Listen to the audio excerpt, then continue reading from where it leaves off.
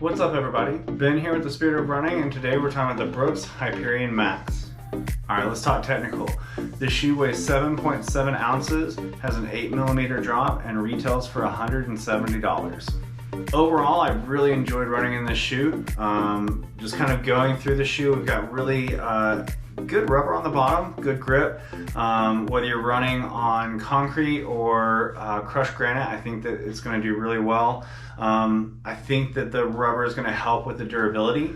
Moving through the midsole, similar to the glycerin, they're using a nitrogen infused EVA with this shoe.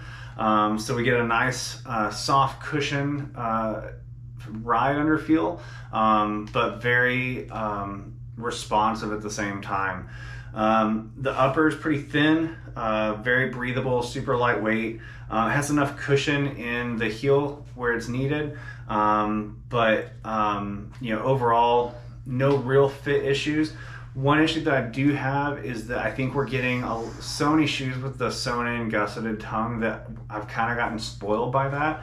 And so I notice when a shoe doesn't have that. This shoe, the tongue, I did have some issues with it slipping around, which is not a problem, but it was a little bit of an annoyance on a couple runs. So just, I think that it's becoming such a standard feature that hopefully in the next version of this shoe, they'll just go ahead and sew that tongue in, no more slipping and sliding, and no more problems. General overview of the shoe, I think that for Brooks, this is kind of the Swiss Army knife shoe. And I'll talk more about it later, but I think that this is a shoe that you can run easy in, you can run fast in.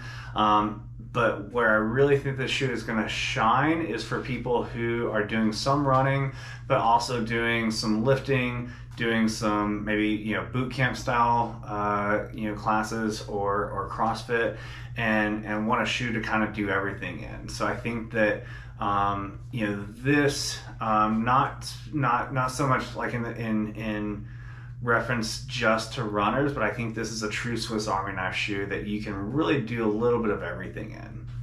Runners and walkers. Let's get the elephant in the room out of the way. This is not a max cushion shoe. This shoe is an up-tempo daily trainer. I think that it's going to function really well at the for most people from like the 5K to the half marathon. I think if you're a smaller runner, this could be a good marathon shoe for you.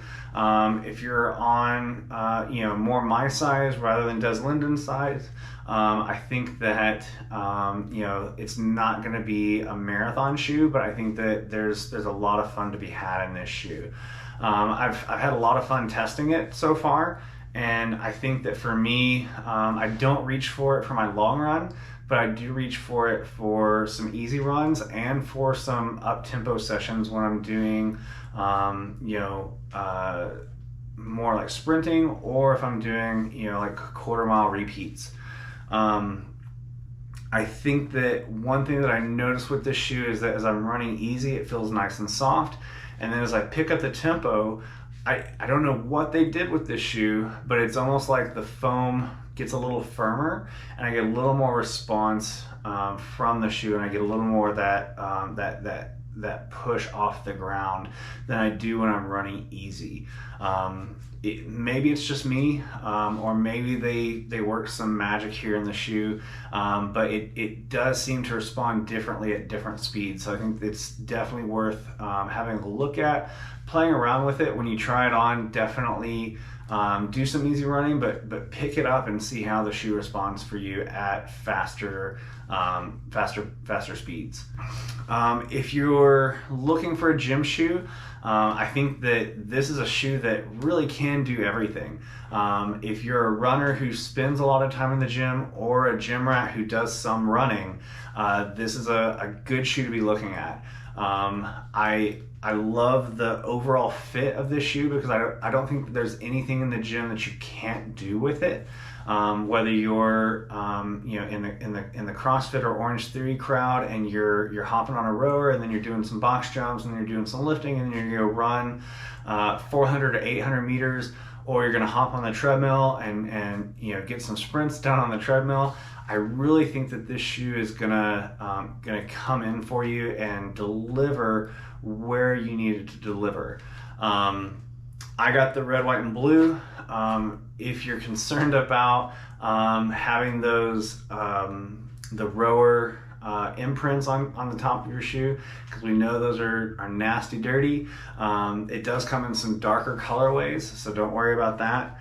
But I think that this shoe is again, I said it earlier, I think that when we're talking about as a well-rounded shoe, this is a true Swiss Army knife of a shoe. Not just a Swiss Army knife in the running category, but in all categories. As a daily shoe, I found it to be very comfortable. I'm not sure that if I'm working for a 12-hour shift, this is the shoe that I'm going to reach for.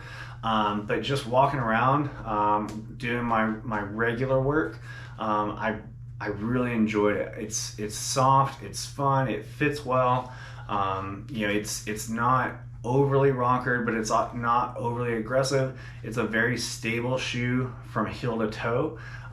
So when I was just standing evenly or moving back and forth, yeah, it felt really good underfoot. So I think that this is a shoe that if you want something with a sleeker look, but a little bit of personality, definitely give this one a shot.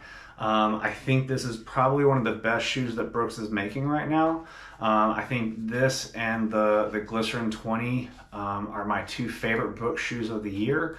I would love to say that it pairs with you know, with other Brooks shoes well, but I think that if we're talking about the two best shoes to look at on the Brooks category, or on the, pardon me, in the Brooks line, look at this Hyperion Max and look at the Glycerin 20.